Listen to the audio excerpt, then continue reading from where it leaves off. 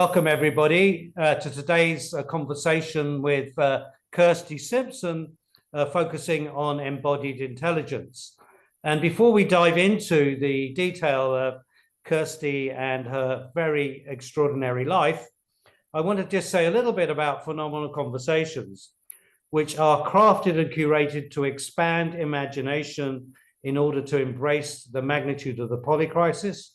Phenomenal Conversations interview pioneers that are living the change. And then also what we want to try and do is bring in meaningfulness and nuance to life-defining topics. So that's the intro. Welcome, Kirstie. So glad you've been able to join us. Really looking forward to unpacking your art and your craft, which I think is very embodied, partly because of your work in dance, but not much more than that also. So can you give anybody that might be the audience some background on how you came up to take up dance as your main profession? Absolutely. Just to say, it's lovely, to have been invited. Thank you very much. It's very cool. And yeah, so let me see. I didn't do very well at school because I didn't enjoy having to be still all the time. I mean, I can see that in retrospect, behind a desk and doing all that. The way that I was able to kind of stay with it all was because I was very physically gifted, and so sports was obviously the way where I excelled, but I couldn't really get on with competition.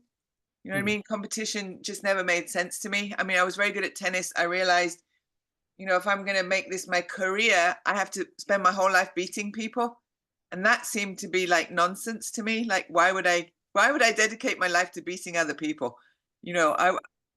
So it was actually my dear mother who had done some research and found this place called the Laban Center.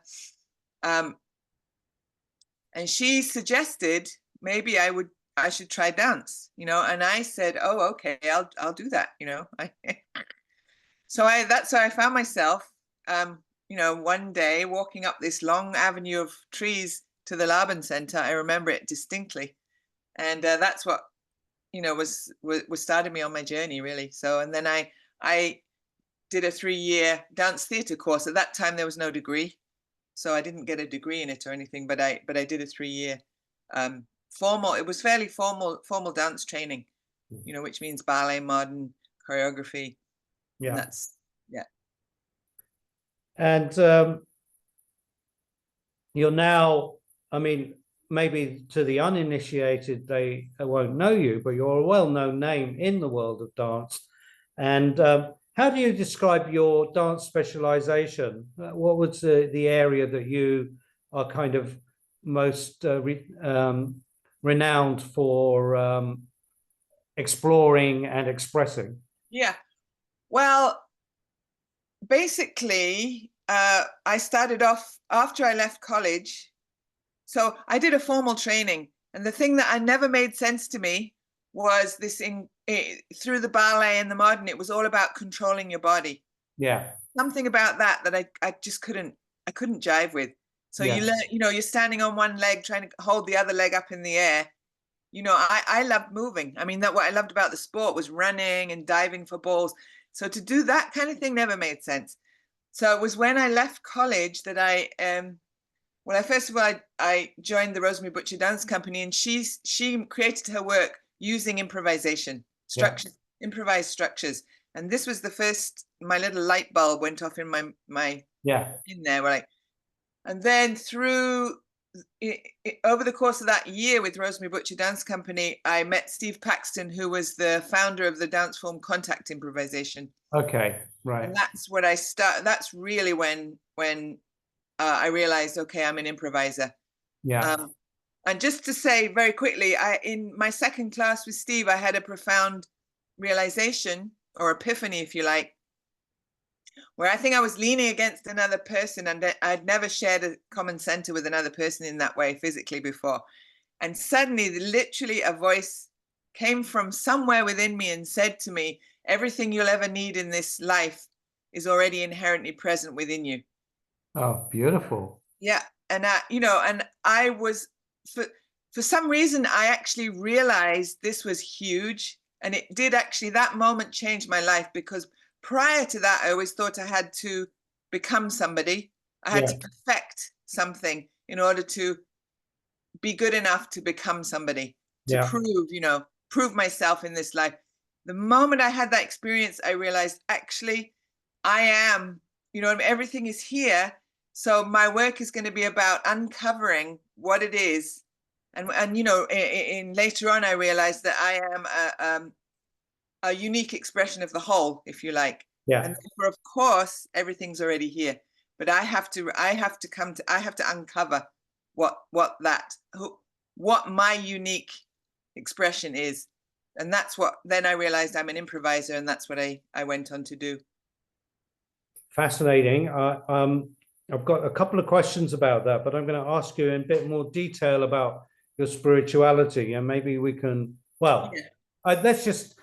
did you recognize that at the time as a spiritual experience? No. Okay, so you didn't even have the lexicon, as it were, to know what that was. At that point, I had no idea what spirituality was. I mean, I had no idea. So. Okay, well, we'll come back to that later on in the discussion.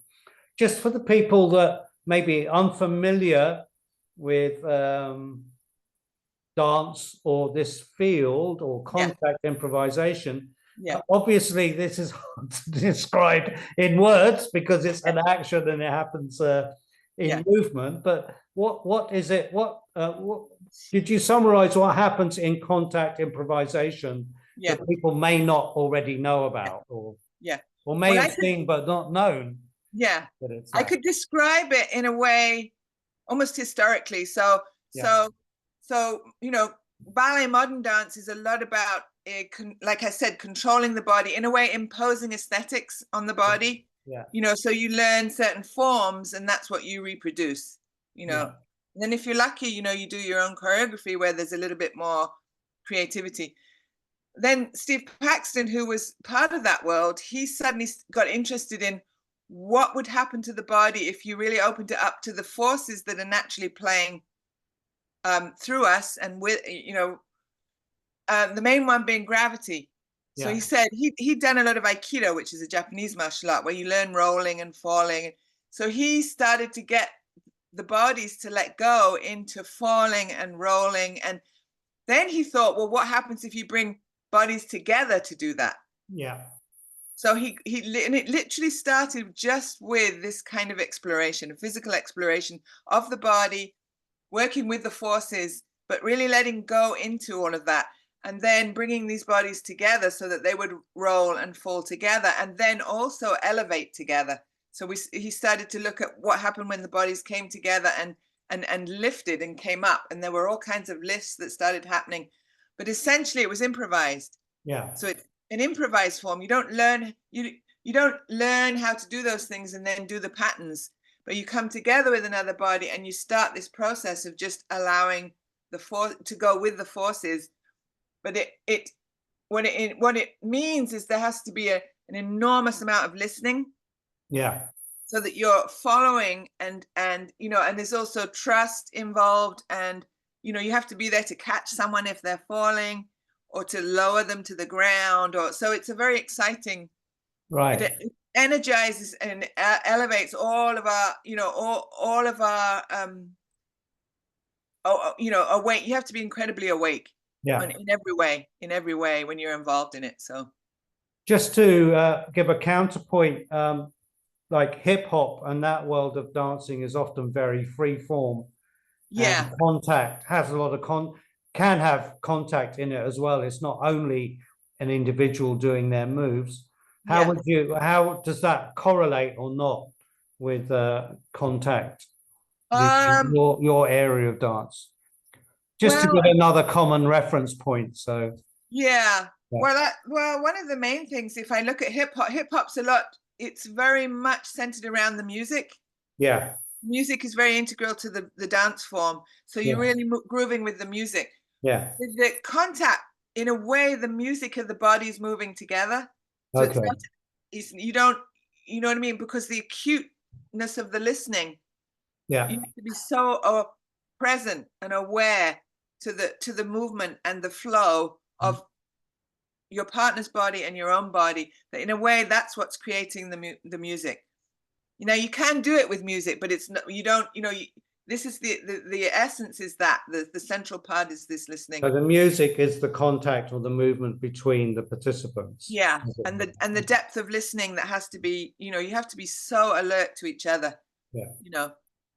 We just came back from a theatre camp as an aside, or I did a vacation in an arts camp where I did theatre, and we did some movement, and we did some, not contact, but mirroring. Yes. And I found there was one or two were very, very exquisitely beautiful, partly because the other person was enjoying it so much. Yeah, yeah. Not just doing the movement. Yeah. But feeling a sense of joy and beauty in how they were sharing. And I found that was really affecting. So I can relate to what you're describing, even though I'm classically, I'm my own dancer, but never done any schooling or anything. Well, I think that's, if I could just say, you know, that for me was why I was immediately drawn to the form. And I saw, in a way, immediately, the potential for a different way of living, literally. Right. Inherent within that dance form, because we were learning, I was learning how to listen to, work with others. Yeah. It wasn't just as most dance you just do on your own. You're next door to somebody. Yeah. And you might be, you know, having to move with them in a certain kind of way. But this was very directly, it is very directly about that, learning how to be together. And that, you know. Well, yeah, maybe we'll come back to that as we go on. You've mentioned the sensitivity and listening, and I did a tiny bit of research into things that you've done online, and I noticed that there was a class that you presented about being moved or movement. Yeah. And you emphasized like inspiration, care, rigor, and vulnerability. Yeah. Let's start with rigor. Why is that an important term in the in your form of dance expression, as it were? Well, it's interesting, you know, because I think when we hear the word rigor, we often think of high energy. You know what I mean? Like rigor as like pumping and high energy. You know, the rigor that I'm really referring to is the depth of the focus. Okay. That you have to employ to be absolutely present. I almost equate it to like life and death. You have to be there for your partner in a way that is so rigorous. Yeah. You know, that, and we're not used to employing that degree of, and it is a kind of care. I mean, it's the essence of care. You have to be present for another. Also, I mean, for yourself as well. You have to look after your own body. Yeah. As you guide and work with the other. Yeah. But it's not about controlling to do that. Yeah. It's about letting go to do that. So then you're letting in there's a mysterious element that when we let go, this intelligence, the natural intelligence of the body comes through, and it's extraordinary. I mean, you know, if you go to a class where there's maybe 20 people who are rolling and diving and like, you know, all over the place, nobody, most of the time, 99.9% of the time, nobody bumps, nobody gets hurt, you know, and there are very risky things can be happening. Yeah. Because something is liberated. That is ultimately where the security lies, you know what I mean? And that is thrilling. That's very thrilling. So and you also mentioned in this statement about vulnerability. Yeah. You've kind of got, well, in the common parlance, two things that wouldn't normally sit together. Yeah. And I really appreciate what you're saying about the quality of attention that's required to let these forces move through us or through participants. Yeah. So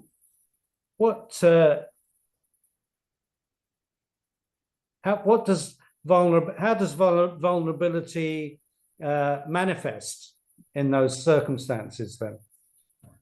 Well, there's a couple of things. One is just the closeness. Yeah. Physical closeness with another. Yeah.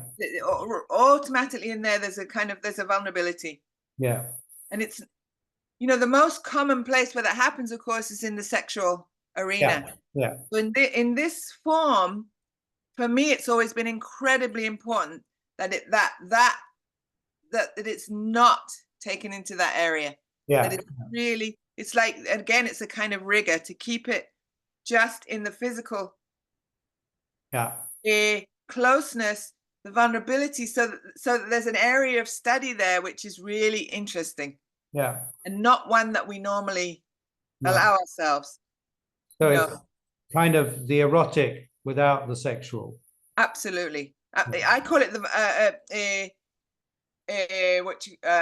anyway, that word will come to me, but yeah. But the other kind of vulnerability is in doing that, you actually become vulnerable to yourself. Right. It opens up an area of self-reflection because you start to see your patterns or where you're not willing to go. Yeah. Because you really have to be so present. You really have to be there. Yeah. 100% for your partner. You start to see these areas of limitation in yourself. And that's a kind of vulnerability. Right. And it's a kind of way of working with oneself, but you keep plowing it back into the movement. So that's where you're working out all of these areas. You don't have to go to the therapist necessarily or whatever. You just keep moving with it. And the knots or whatever it is that's gotten slightly distorted, that's not allowing you to go into those deeper areas, will start to loosen through the movement, through getting movement through, It's a gorgeous framing, because in a way what I'm hearing now is that if the natural intelligence is allowed to move, it has a directionality towards healing and wholeness. That's what I'm hearing. Yes. Absolutely. Yeah. Absolutely. And the word that I was trying to look for before was the sensuality. The sensuality, which is different to sexuality. Yeah. Which is very profound. I mean, I could briefly tell you about the story from what happened with me. After about 6 years of doing this work, something almost like in my cells shifted. Right. And this tremendous sensuality just flooded my being. Now, I got very frightened. Right. Because our only reference is sexuality. And I really got frightened. I thought, oh dear, maybe I'm just a sex maniac. Maybe this is what this is revealing. But then I thought, if I pull back from this now because of fear, I'll never continue my journey. Yeah. So I kept going. And then it was incredible because I suddenly realized, actually, this is the sensuality of life. Yeah. That is not, we channel it into sexuality and we limit it, actually. Yeah. Yeah. The sensuality of life that you see in children, they're just like feeling and sensing, and animals also. And then as we grow up and, the sexual thing can become a real blockage for this. To experience this other dimension. Tremendous power of the sensuality, Well, that I think that illustrates embodied intelligence as well. And that correlates with something I've often coming back to, is just the pleasure of sensualness in the moment. Yeah. Is intrinsically satisfying. Yeah. You don't really need a lot if you're taking pleasure in your senses. Yes. Wherever you are, whatever you're doing, that's always possible. That's it. Yeah. And then, there's an interesting thing, if I could say also, is this, the mind body, the mind body as one, is that through that way of liberating embodied intelligence, whenever I've needed to understand something, the cognition has come into my brain. Right. And formulated what needs to be formulated, if you see what I mean, yeah, so that I can express it in words. yeah. And that's been incredible. Well, that's also the other way round to how we're conditioned. Yes, yes. Still we have to formulate before we could act. Yeah, which is, when you think about it, is imposing. Yeah, yeah. You know, is imposing something on the intelligence, really. I mean, it can be. Yeah, it can be. Okay, we're going to just shift on a little bit. And in terms of, you talked about well,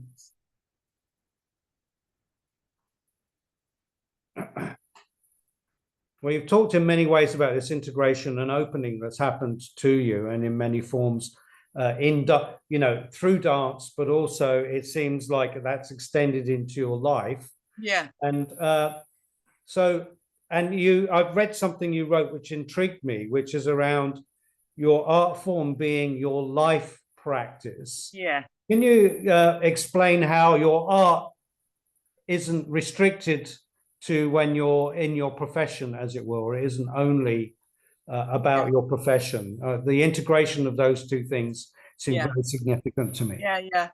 Well, I've touched on it a little bit already, but the catalyst for this was that initial epiphany, realizing everything was already inherently within me. So already the context at that moment opened up to life itself. You know, you could put it both ways. It opened up to me. I also realized that's what I've always been interested in, is life itself. Yeah. What I'm doing here on this planet. You know what I mean? Why am I here? All the larger questions. I wouldn't have been able to articulate that then. Yeah. But I must have been, because this is what was revealed to me, and I realized the importance of it. You know, and from that point on, then I recognized, as I said, that the contact improvisation in a way offered an insight into a different way of living. Yeah. A way that made sense to me, you know, where of teaching me how to live, how to listen, how to be together with others, how to, you know, so that was already happening. And literally I can only say that then there was just this unfolding through my art. My art became the way that I would, you know, all these questions, like around sexuality, we've also just touched on that, big areas of confusion that were clarified for me through this form of recognizing that's just a limit. You know, it's a limit that we've put on this sensuality of life. We've directed it all into that area, and then it causes issues. It causes, you know what I mean? Yeah. So yes, it's very hard to explain it other than to say that I got interested. It was the intelligence, the embodied intelligence. Because from that first epiphany, I was like, where did that come from? It came from my body? That's crazy. Of course, later on, I realized, well, of course it would do, because we are a manifestation of the whole. Yeah. We are, so, you know what I mean? So, but what was glorious to me was then that I was experiencing things, and there was a cognition of things that later on I realized was a spiritual dimension. Right. You know what I mean? But it was coming to me from my own investigation of my body. Yeah. And that was so life affirming. I didn't have to go and study. You know, later on, someone gave me a Tibetan Buddhist teacher's book, and I realized, oh my goodness, I was experiencing these things and understanding these things from my own body. It was very affirming of life, affirming of these ancient traditions, wisdom traditions, that they were us. They weren't just doctrines that were imposed. Do you know what I mean? But the importance, I realized, of how do we engage in an investigation so the learning really is coming from us as opposed to being imposed from outside, taking on doctrines and trying, you know what I mean? So that was really interesting to me. So in a way, the opening through this epiphany, plus the realization that there was something occurring in the dance that was valuable, extended beyond the parameters of dance or art. So it seems like maybe we could hypothesize that an opening to embodied intelligence transcends wherever it's discovered or realized in a way. Yes, absolutely. Yeah. And I mean, maybe I was always interested in it. I'm sure I was, otherwise this wouldn't have happened. But that was where my interest and my focus went on that, really. You know, the fact I was dancing and doing that's been my vehicle. Yeah. And it's been helpful because it's meant I really didn't give a damn whether I became like the best dancer in the world, what my career did. That was so irrelevant to me. My fascination was this exploration of life through the embodied intelligence. And I did realize that it's not greatly understood. In fact, I would say that there's a lot of fear about the bodies, about body, about what this body is. I think there's a tremendous amount of fear. I think culture does a terrible thing, you know, by telling us how you should look, especially as a woman, although it's happening a lot with men now, that you should look this way or that, and then people are just you know, they're just they're looking at their bodies from kind of like outside. They're trying to form their bodies into these things that they're simply not. The body is trying to speak. The body is, you know, and instead there's a lot of terrible limitation that's again imposed on the body. And people end up hating their bodies. I mean, it's terribly sad. Terribly sad thing. You know, it's terrible, really. That's partly because the sensuality is so under emphasized. Yeah, and that's partly through Abrahamic religion, or particularly Christianity and other similar. Yeah, there's a lot of fear that we've been, you know what I mean, that we've taken on around the body, around the physical. I think in many areas of, strangely enough, of religious, you know what I mean? A lot of the religious stuff has really done a number on the unfortunately on this liberated body intelligence, you know. So if we go back to spirituality, I was kind of curious. This epiphany, which seems so foundational, the ramifications of which is unfolding even today, even now. What do you think is about them that makes this sort of epiphany so long lasting and durable and continues to be true? Even though you probably, you're 40, 50 years older than when it happened. I mean, that's a bit mysterious, you know, it's a little bit mysterious. I mean, I do know that it's possible to have experiences like that and not to give them the importance that they, do you know what I mean? That they are, if you see what I mean. For some reason, I understood immediately that this was literally a life-changing moment for me. I remember, you know, it happened down at Dartington College. That's where I met Steve Paxton. I remember running through the fields after this class. I was crying. I was ecstatic. You know what I mean? Because somewhere I understood that this had changed my life. I would never have been able to articulate it. I never understood.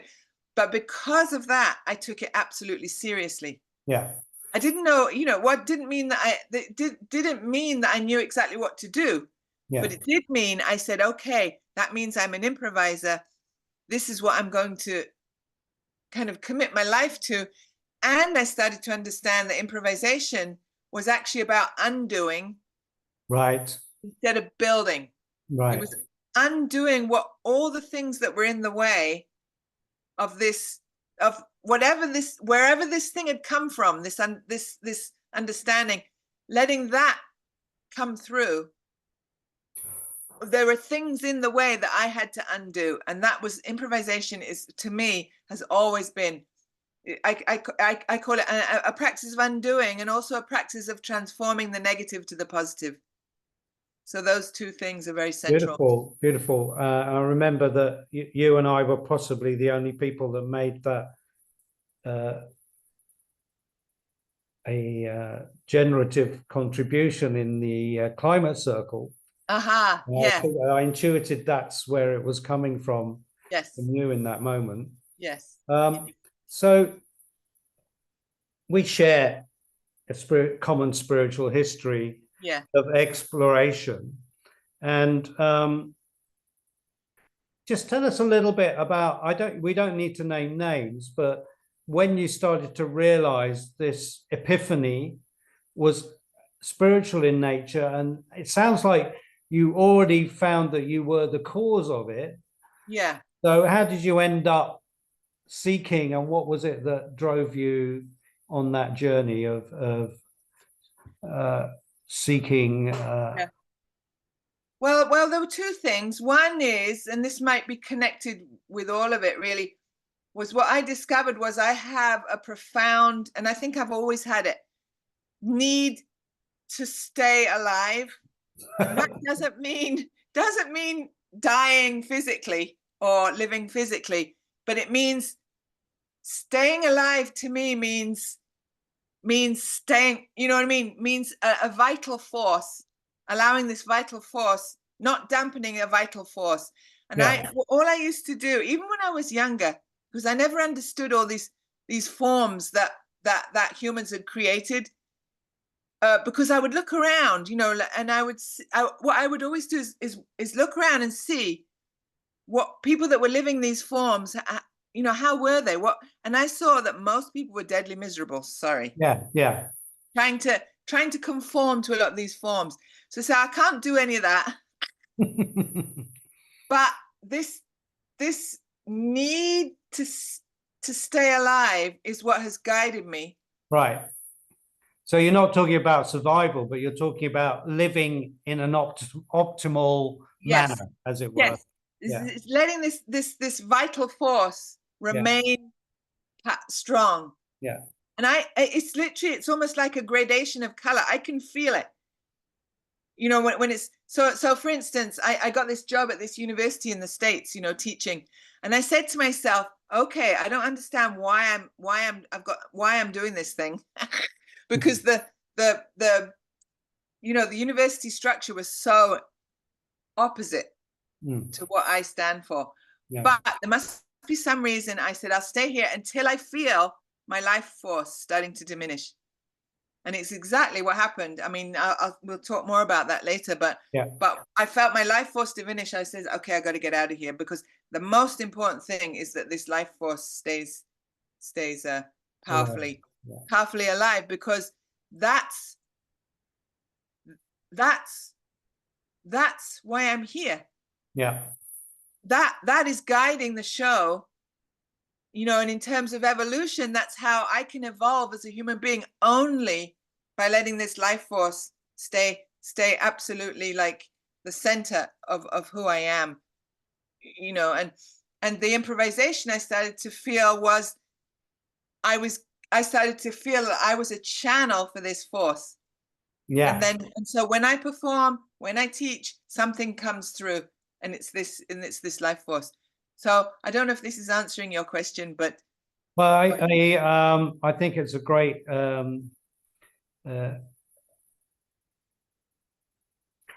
I think my discovery is very complementary to that, because when I show up in a place, I'm trying to add more life. That's what I see my mission is, to add more life, make it more connected to this embodied intelligence or source or whatever, so that I feel people feel more in contact with the source of life.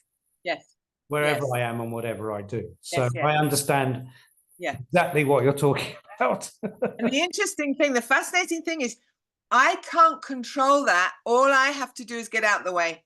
And that's a bit of a, you know, a bit of a vague thing to say, but it's literally, it's literally what, because there's no strategy in a way that I can employ, but I have to stay very sensitive to this force, and I can feel when it diminishes. And then what do I have to do? How do I have to respond so that I can get out of the way to allow this? And that's, you know, when I'm in situations, it's exactly like that. But it's not a controlled thing. It's not And I know if I do this, you know, da da da da da da da. It doesn't work like that. Yeah. There's something. It's a spontaneous thing that you have to give your life to in a certain kind of way to it, you know. And that's what my art. I do it through my art form. Well, I mean, also there's something truly spiritual that almost seems to be free of, like you're talking about, spiritual structures or names or philosophies or whatever. There's something truly liberated in that spirit, as it were. You mentioned. I just remembered like what your question was initially. Just to quickly say that, you know, I did at a certain point, I did come to a place where there's certain things I couldn't figure out. They were very, very confusing things. And at that point, I found a teacher found me, or I found a teacher. Yeah. And that teacher came in a dream. So I knew, I was like, I was never looking for a spiritual teacher. I mean, you know, I looked at some of these people and I was like, oh dear, oh no, oh, can't go there. Yeah. But this thing happened. You know, and I studied with that person for 16 years. And quite honestly, it affirmed, meeting that person affirmed everything that I had, the path that I'd been on. Right. It was a huge affirmation. Right. It also brought its own problems, but actually, essentially, and that person did help me to understand these questions that I couldn't, you know, I needed help. That's all. I needed help. And that, to me, then it makes absolute sense. You know, a spiritual teacher is somebody that's supposed to know about life. Yeah. So if you need help understanding something about life that you can't understand, then there's a teacher there to help you. Yeah. So I see it like that. I don't see it in any big kind of like, oh, spiritual and ooh, wah, wah, wah. Kind of way. It's simply that. And that's what it was for me. And it was a huge affirmation. And at that point I understood, oh, I've been on a spiritual path, but I didn't know anything about that. Do you know what I mean? It was kind of, but that's been helpful. But it sounds like what I'm hearing is that not only was this epiphany you had life-changing, but the realization that it was important. Without those two things, it may not have unfolded in the way that it has for you. Yes. But also the need for external validation. As much as this embodied intelligence is intuitive and involves letting go, you need some external validation points to kind of course correct or like you were saying, affirm. Yeah. I wanted to fast forward a little bit, because we came in contact very recently this year where you shared your healing journey, or your journey towards healing, because of having, you know, an extreme, threatening cancer diagnosis. And I'd love to say, well, share a little bit of that journey, because, like, you know, you've had this really exploratory, original, spontaneous exploration in the world of art and your own life, and then you've kind of come across something that is probably very limiting and potentially damaging this side of your life. Explain how that journey's involved, a little how that journey's involved. So I could give a little context, you know, like I said that I had this job in the university in the States. Yeah. Like 13 years, I think. And I got to this point where I said, okay, I've got to leave this place, because I knew I needed to deepen further in my work. You know, I knew I felt my life force kind of, what I did not know at that point was that the catalyst for the deepening of my work was going to be this cancer diagnosis. Oh, right. Okay. Which I initially I got the cancer diagnosis while I was in the States. And what it was, you know, for all those, whatever it was, 63 years or whatever, 62 years, I'd been the epitome of health. Yeah. You know, everybody saw me as healthy. I have a very strong body, coordinated, you know, moving, a lot of energy. All of a sudden, I got this cancer, very intense cancer diagnosis, breast cancer diagnosis. And what was then discovered was that I have a genetic, I'm BRCA, what they call BRCA2, BRCA2. So there's BRCA1, BRCA2, and it's a genetic fault, if you like, which my mother must have passed to me. I mean, she didn't know about it then, but she died of cancer. Oh, right. Yeah. So now we understand it's in our family lineage. And I was extremely lucky that it was discovered early. I got the diagnosis literally March 2020, which was the very beginning of the whole meltdown of the pandemic. So the bizarre thing was a couple of things. One was I was totally on my own dealing with it. Nobody could come to the hospitals with me or anything.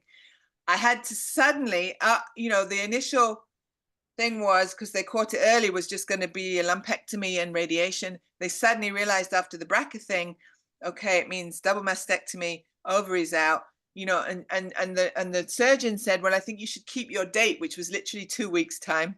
Oh my God. Because of the pandemic, right?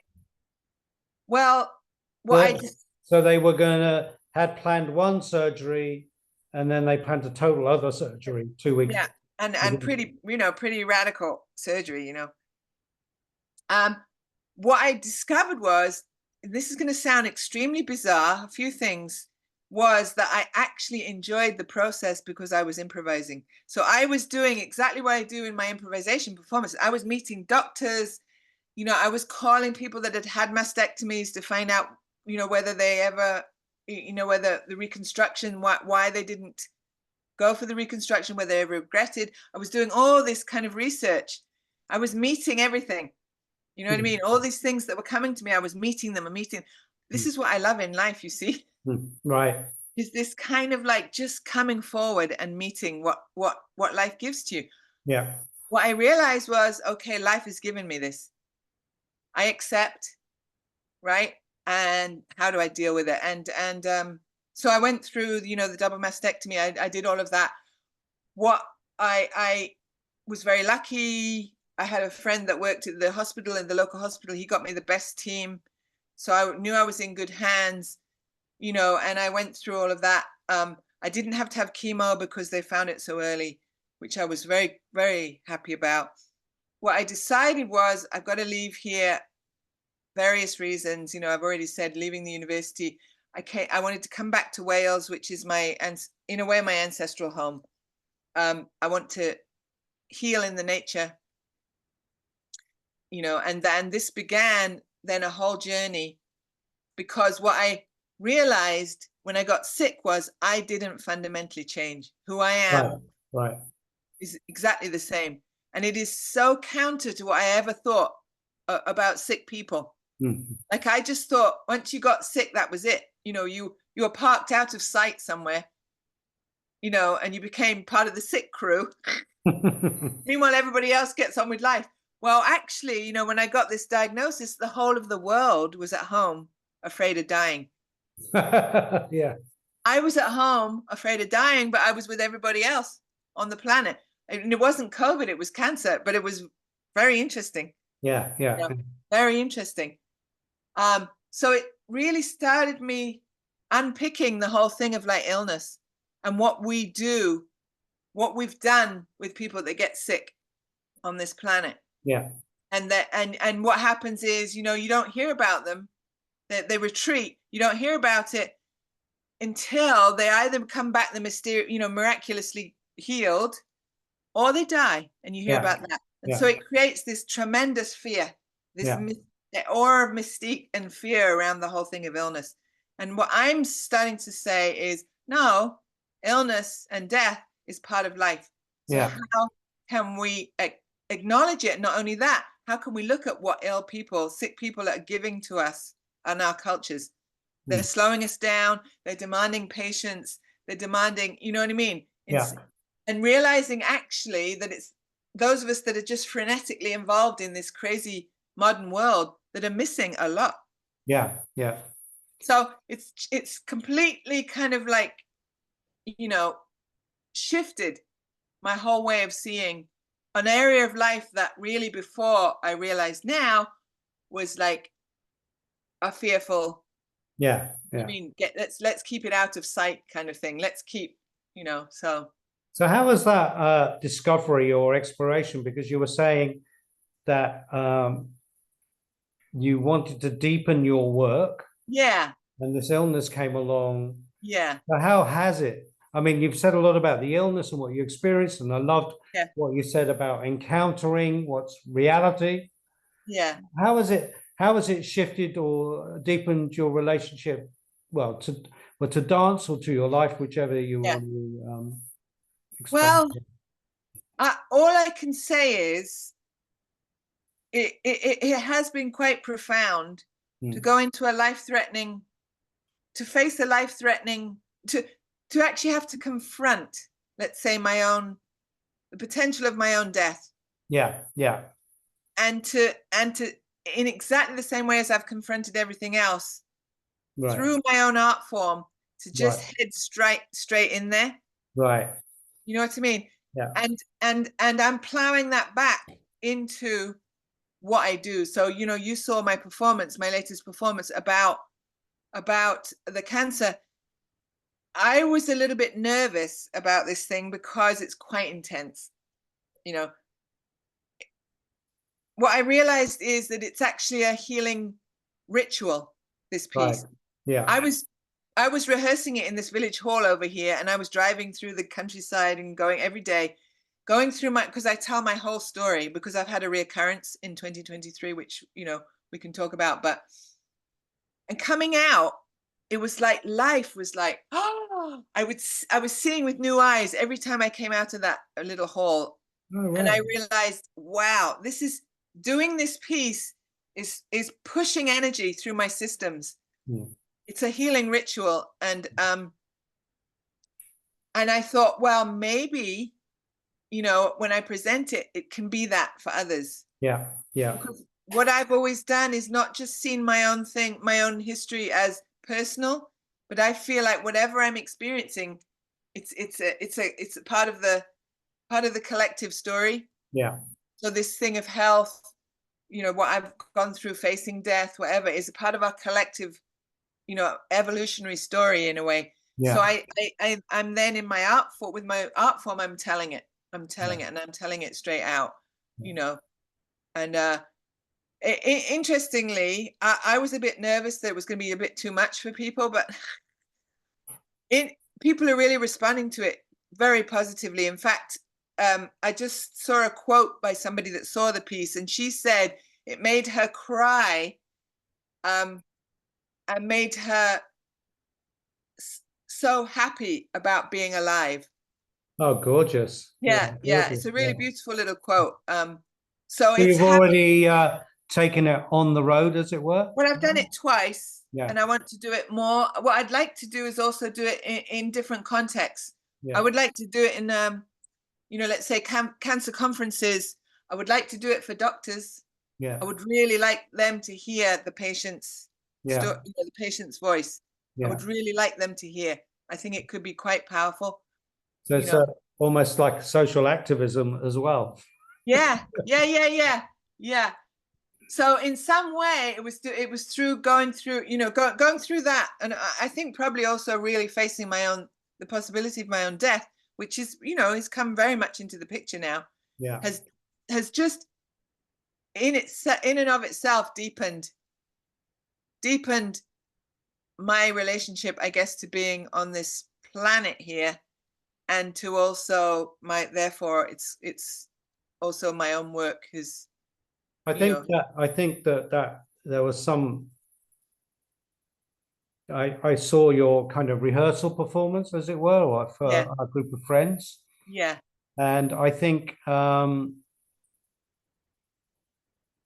what was most evident to me was this integration. Yeah. Your art form, your spiritual exploration, the like you're saying, plowing it back, or the reintegration into your healing journey, Yeah. And then out of that came this ritual healing Yeah. dance form, which was Yeah. extraordinary. Yeah. So I think that's why that's prompted me to interview him, because of the integration of all these faceted forms of your own life Yeah. in Yeah. one creative performance. Very moving, very Yeah. beautiful performance. So Yeah. Well, you know, a couple of responses to that. One is that, you know, I grew up, as many of us have grown up, with trauma. From me personally, my trauma was my father, who was just damaged. You know, he fought in World War II. Deeply, I think he was a deeply sensitive person, but that experience really damaged him. Consequently, he was alcoholic. You know, so I lived with. I grew up with a man who I loved deeply, who was a lovable man, who, when he drank, transformed into an absolute maniac. He didn't physically abuse us, but verbally screaming. I mean, just like insane. I can, you know. I think that experience, I think deeply. I said to myself, I could feel his pain. I understood where this was coming from somehow. I said, I want to become one person. Because it was so traumatic to me to experience this multiple personality thing. yeah. I said, I want to be a trustworthy human being. Yeah. I want to be somebody that when people meet me, I am what I am, and they can therefore trust. Beautiful. You know what I mean? And that, in a way, when you say about the integration of my life and my work, and this is, I think, probably what, you know, it's lovely to hear, because it is what I wanted all those years ago, was to be one, not to say something, but actually be somebody different, or, you know, but be one trustworthy human being, you know. So I think that's a beautiful note to end our conversation on. So I'm going to stop the recording button. Brilliant. And then